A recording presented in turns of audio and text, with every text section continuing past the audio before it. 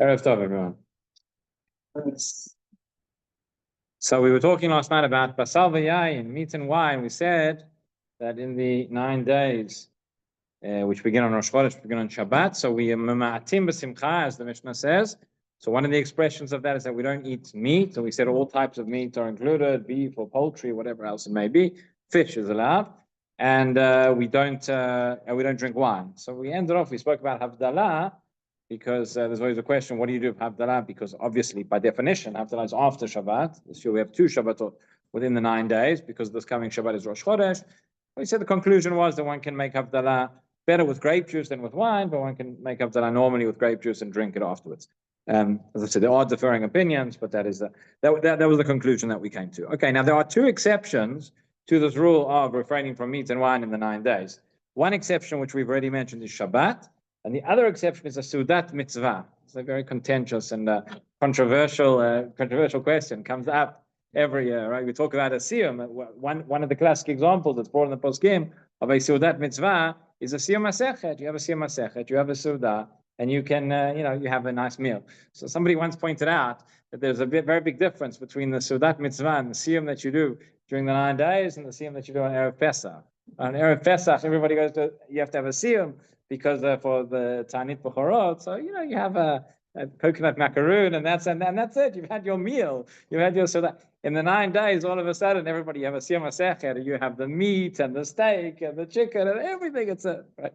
So we have to see what's the proper approach over here. So says the Rav Melamed, he says, "B'Shabbat Chazon, ochlim basar v'shotim yain kechol Shabbatot hashana." That's the first thing on Shabbat Chazon. And as I said, would apply this Shabbat Rosh Chodesh as well. One can eat meat and one can drink wine, and like every other Shabbat of the year, one should not refrain from meat and wine on Shabbat.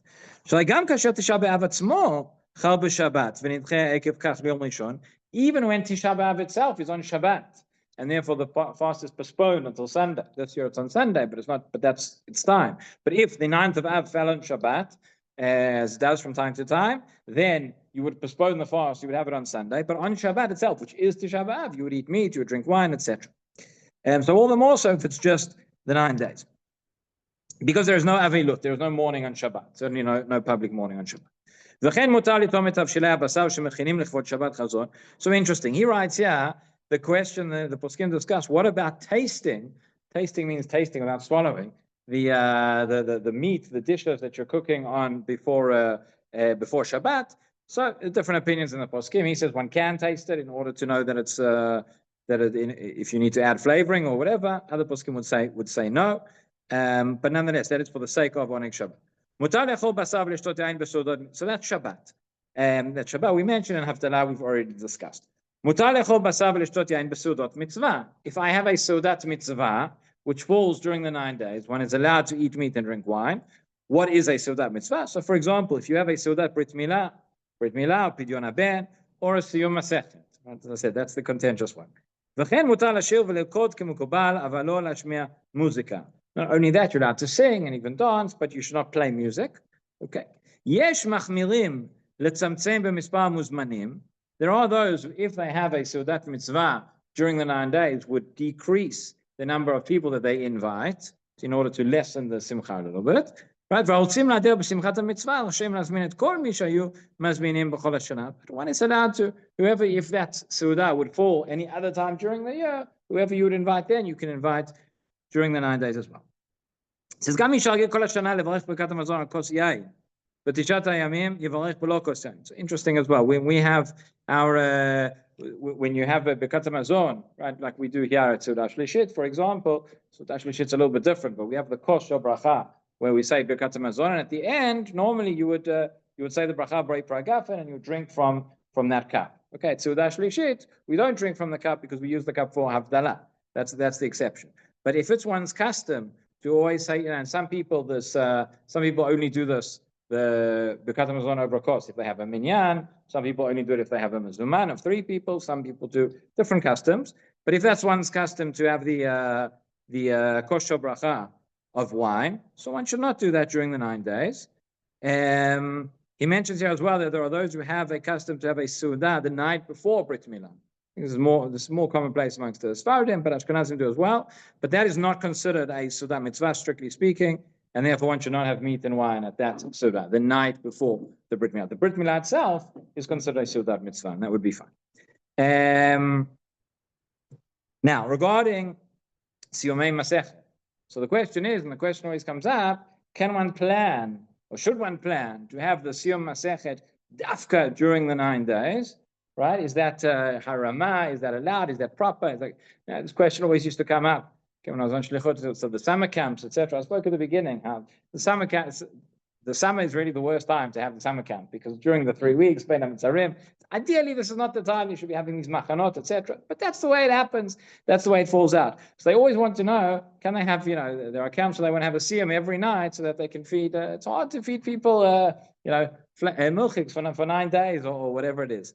So I had a case once where there was there were a few interesting cases that came up. Once there was some problem in the kitchen, and they were meant to have something, they defrosted the meat by accident or something. They wanted to know it was all going to go, it was going to go off, and they would have to have it that day. Could they have it during the 9 days?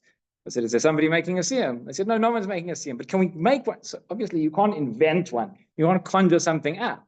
Right? And then somebody said, I remember, I finished the Masechet 2 years ago and I never made a siyum. Can we do it as a Suda mitzvah? I said, no, you can't. Absolutely not. So that for sure, everybody would agree you cannot do. Okay? Everybody would agree on what you can do, which is a person's learning, in the course of one's regular learning, and you finish a Masechet, and it happens to be you finish. We have a Gemara Shiur twice a week. So let's say, for argument's sake, it's not going to happen now, but if for argument's sake we were going to get to the end of the Masechet and we were going to finish during the 9 days, okay, that's the time. Actually, somebody mentioned to me the other day in Shul that in his personal learning, he's about to make a siyum. He's finishing next week. Okay, so that's the time you finish. That's what we talk about when we say you have a Sudat mitzvah. That's when it falls out. That's the time you can eat, and you can have meat, and that you should do. The question is, somebody's learning a Masechet and they finished it in Nisan, okay, and so they leave the one daf behind and they're waiting all the time, to do it this way. So there are the custom of Hasidim, the custom of Chabad, for example, is dafka to find a reason to be a real Suda. But Hasidei Chabad basically have a Siyum Masechet every day of the 9 days. That is their minhag. He writes here in the footnote, he says, Chasidei Chabad noagim lasayim masechtot dafka b'tishat hayamim. Meaning they plan it specifically to finish the masechet. Doesn't mean you're finishing a new masechet every day. I mean, you have to find different people to finish. But umazminim l'seudat asiyum kam v'shoter anashim v'sovrim sheyesh b'zeh tikun. This is a tikun. Why la'abot b'simchat Torah v'avat re'im. So I saw something very interesting today in the Nitei Gabriel. Nitei Gabriel is a Sefer Halacha, and every volume he has a very interesting introduction and some thoughts, ideas of machshava. So he says the following. He quotes the Chidushei Arim. Chidushei Arim was the grandfather of Sfat Emet, the Admor Migur, and he says that he brings another reason why you should do Siyumei Masechtot in these days. He says because the Beit HaMikdash was destroyed, right? We all know because of Sinat Chinam. Second Beit HaMikdash, the Gemara in Yom Adaftet, says that the Beit HaMikdash was destroyed because of Sinat Chinam. I spoke this morning about Kamsa and Bar Kamsa. If anybody's interested, that show's available online, I assume. So he says, and the Gemara also says, the Gemara in Shabbat, Avkuf Yotet, where Abaye says the following. He says, Teiti li tachi chazina, tzuba merabanan, deshalim masechta, avidna yamata v'rabanan. Says Abaye, we should be, that every time we see somebody, a young Torah scholar who's making a siyum, we should have a Yom Tov. We should celebrate together with them. In other words, it says the Chidushei Arim based on that, the following.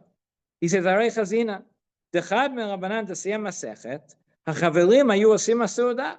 At least in the days of the Gemara, somebody would finish a masechet, so everybody would make a seudah for him. They would celebrate together. Usmechim zem zeh. Together, you're celebrating. Shehu ha'hefech misinat chinam. He says that's the opposite of sinat chinam. Mishum shachuban haya biglal sinat chinam.